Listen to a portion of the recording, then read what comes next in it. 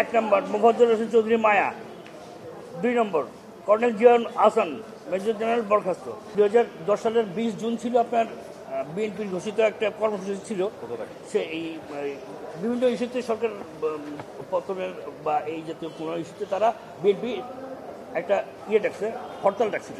সেই হরতালের প্রেক্ষিতে আব্বা সহ বিএনপি নেতারা সেদিন যে যার মতো একটু লুকায় থাকার মতো হাইড আউট অবস্থায় থাকার জন্য আমার আব্বা যাইতেছিলেন ফার্ম গেটের দিকে। তো ফার্ম গেটের দিকে যাওয়ার সময় কালিন্দী অ্যাপার্টমেন্টের সামনে থেকে তাকে ইন্টেনশনালি 2টা গাড়ি এসে তার গাড়ির সাথে করে দেয়, বাধা দেওয়ার পরে ওখানে ঝগড়া, মানে উদ্দেশ্যমূলকভাবে ঝগড়া করে। ঝগড়ার এক পর্যায়ে পেছনের গাড়ি থেকে 5-7 জন নেমে এসে তাকে টেনে হেসে তুলে নিয়ে যায়। সে থেকে আজ অবধি তিনি নিখোঁজ এবং গুম অবস্থায় আছেন। আমি এখন আইসিটি মন্ত্রণালয়ের আইসিটি ট্রাইব্যুনালের কাছে আমি সুবিচার দাবি করতেছি। এখানে অভিযোগ এখানে 18 জনের নাম আছে।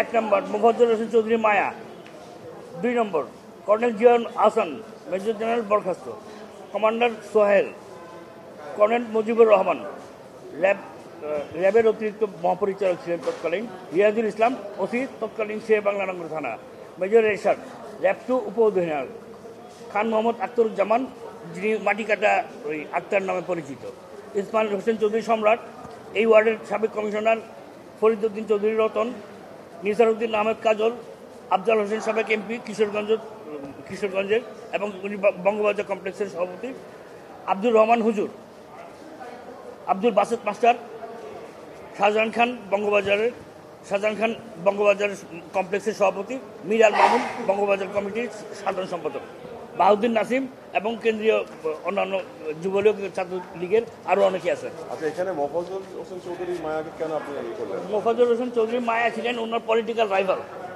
উনি ঢাকা মহানগর পলিটিক্স করতেন, যে কারণে মোফাজ্জল হোসেন চৌধুরী মায়ের সাথেই তার মেইন কাজটা ছিল। এবং উনি যে আমার ফাদার পিডে মিনি মার্কেটের প্রতিষ্ঠাতা সাধারণ সম্পাদক ছিলেন। এই মার্কেটে নিয়ে মোফাজ্জল হোসেন চৌধুরী মায়ের সাথে তার বহু আগে থেকে একটা ঝামেলা চলে। উনি 10টার দোকান চাঁদার দাবি করেন, আমার আব্বার সেই চাঁদা দেননি। তারপর থেকে তার সাথে তার রাইভালারি শুরু হয়।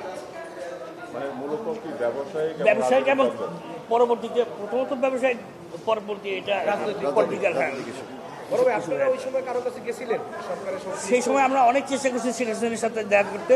ইলিয়াস আলী সাহেবের ওয়াইফ যেভাবে গেছে, কিন্তু আমাদের দেখা করতে দেওয়া হয়নি। সেখানে আমাদের কোনো নামই উল্লেখ করতে, অজ্ঞাতনামা একটা অপহরণ মামলা।